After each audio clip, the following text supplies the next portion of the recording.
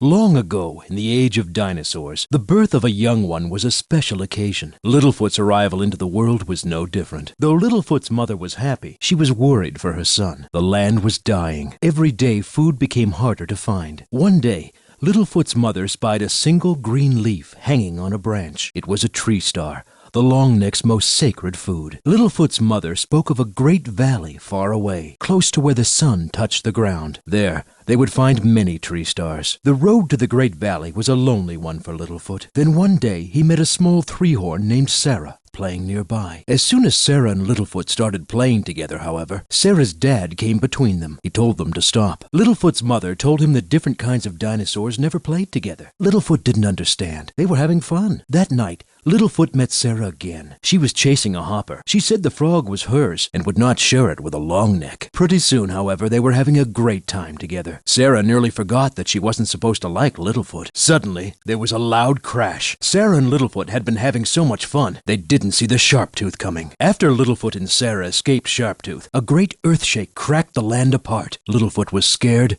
and all alone. Littlefoot found his mother that night. She was badly hurt and could not stand up. Later, the memory of it made his stomach hurt. Later, an old one named Rooter told Littlefoot his mother would live on in his heart. He must go on alone for the circle of life to continue. Littlefoot remembered his mother's words. If he listened with his heart, he would reach the great valley and be happy once again. One day, Littlefoot stopped to rest by a watering hole. He was tired and hungry. Most of all, he was lonely. Before long, though, Littlefoot met a swimmer named Ducky. She was all alone, too. They agreed to travel together to the Great Valley. While they were looking for food, they met a small flyer named Petrie. Petrie was alone, too. He wanted to travel with them. A short time later, they met Sarah. She told them all about meeting Sharptooth alone in a cave. She left out the part about being scared. Sarah's story was interrupted by a munching sound. It came from the nest behind them. It was a baby spiketail who had just hatched. Littlefoot became the leader of the strangest herd of dinosaurs the world had ever seen. Together,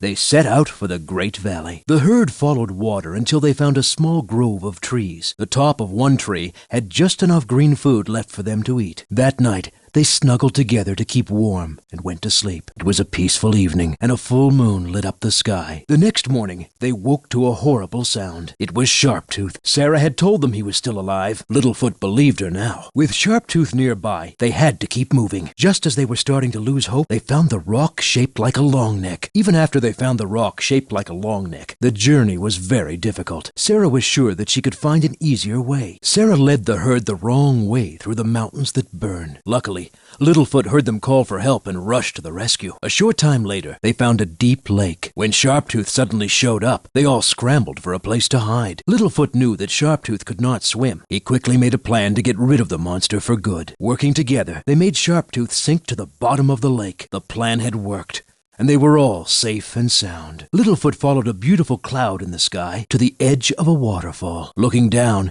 he saw the Great Valley. He had found it. Littlefoot looked out across the beautiful green valley. He knew they would live happily ever after, just as his mother had told him. The end.